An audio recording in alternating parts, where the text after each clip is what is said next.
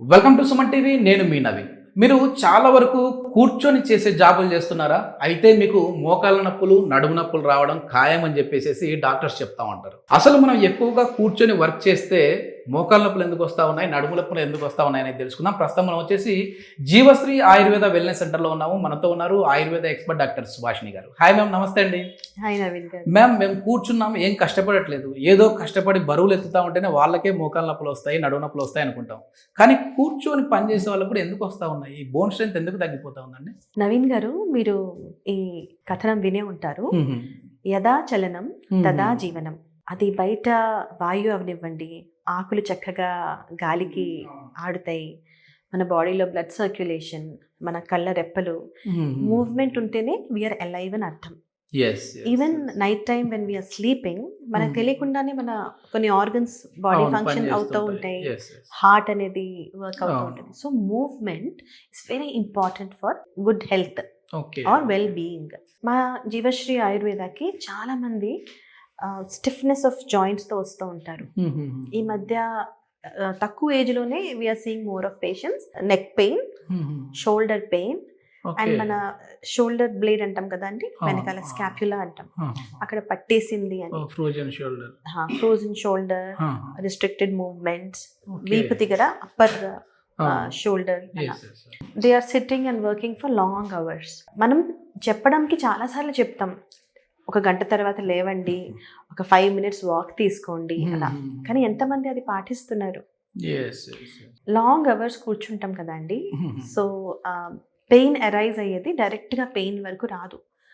Movements లేనప్పుడు డైరెక్ట్గా మన బాడీలో మసిల్స్ కానివ్వండి, ఒక మసిల్ ఫెటీగ్ లెవెల్కి వెళ్ళిపోయి అక్కడి నుంచి muscle stiffness and then arises pain.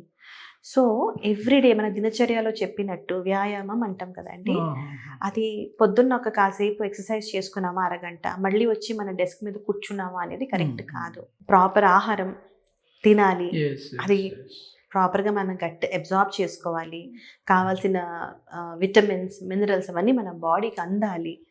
At the same time మనం ఎంత చక్కగా వాకింగ్ అవన్నీ చేస్తామో మన మసిల్స్ అనేవి మసిల్ టోనింగ్, జిమ్కి వెళ్తేనే స్ట్రెంగ్త్ ఎక్సర్సైజెస్ చేయడం కాదు, ఫ్రీక్వెంట్గా walking, it keeps a body active and proper absorption అవన్నీ నడుస్తాయి.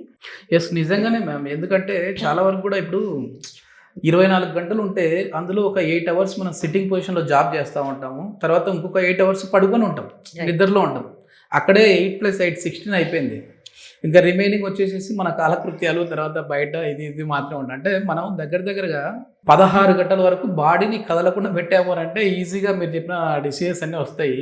అంటే మెయిన్ ఏంటి మ్యామ్, ఇక్కడ బ్లడ్ సర్క్యులేషన్ అనేది బోన్స్కి సరిగా అందదా?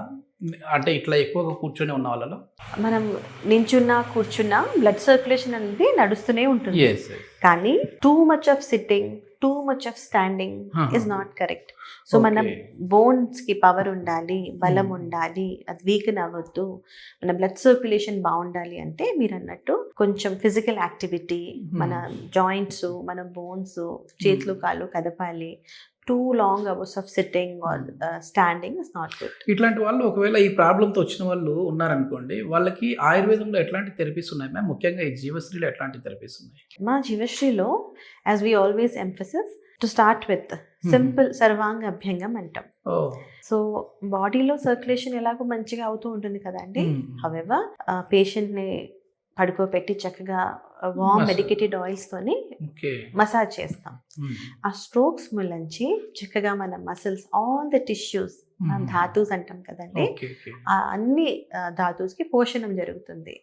సో ఆ మెడికేటెడ్ ఆయిల్ ఉంది మన స్కిన్ లోపల సీప్ అవుతుంది, బ్లడ్ సర్క్యులేషన్ ఎన్హాన్స్ అవుతుంది. ఎక్కడైనా ఎన్ని కారణం నుంచి స్ప్రెయిన్ కానీ మసిల్ ఫెటీగ్ ఉన్నా కూడా మనకి మంచిగా రిలీఫ్ అనేది వస్తుంది. మెయిన్ ఏం చెప్తారు మేము ఇప్పుడు సిట్టింగ్ పొజిషన్లో ఉన్న వాళ్ళకి? ఐటీ ఎంప్లాయీస్ కావచ్చు, బ్యాంక్ ఎంప్లాయీస్ కావచ్చు, లేదంటే డ్రైవర్స్ కావచ్చు, చాలా వరకు వాళ్ళు కూడా లాంగ్ డ్రైవ్ చేస్తూ ఉంటారు. అట్లాంటి వాళ్ళకి ఏం చెప్తారండి మీరు? ఇప్పుడు నేను చెప్పినట్టు మన బాడీ మన చేతిలో ఉంది. మీరు అన్నారు కదండి 8 hours of work, 8 hours of sleep.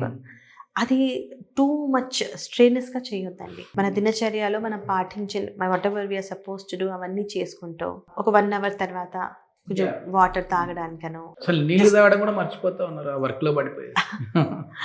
Right. So చిన్న బ్రిస్క్ వాకింగ్ అనేది, మైండ్ఫుల్నెస్, పని పని అని కాకుండా హెల్త్ ఇస్ ఆల్సో ఇంపార్టెంట్ అని చిన్న చిన్న ఇది మన అందరికీ తెలిసినవే మనం చెయ్యట్లేదు. So long hours of sitting కాకుండా కాసేపటి నడవాలి, అది చాలా ఇంపార్టెంట్. టీచర్స్ కూడా జస్ట్ సిట్టింగ్ వాళ్ళు కాదు, వాళ్ళు బోర్డు మీద రాస్తూ ఉంటారు, డస్టర్తో రబ్ చేస్తూ ఉంటారు, కరెక్షన్ చేస్తూ ఉంటారు కదా అండి. మా దగ్గర చాలా మంది టీచర్స్ వస్తూ ఉంటారు, వాళ్ళకి shoulder pain, frozen shoulder, neck నుంచి చెయ్యి అంతా నొప్పి రావడం కదండి. జాబ్కి పెయిన్కి చాలా రిలేషన్షిప్ ఉంది. సో ఆల్రెడీ మీరు ఆ ప్రొఫెషన్లో ఉన్నారు, మీకు తెలుసు మీరు ఎక్కువసేపు ఇలా స్ట్రెయిన్ అవుతే ఈ ప్రాబ్లం వస్తుంది అని. నంబర్ 1 లైఫ్ స్టైల్ చేంజ్ చేసుకోవాలి. ఎంత చూసుకున్నా నొప్పులు వచ్చాయి అనుకుంది, we are always there to assist you with our ayurvedic treatment.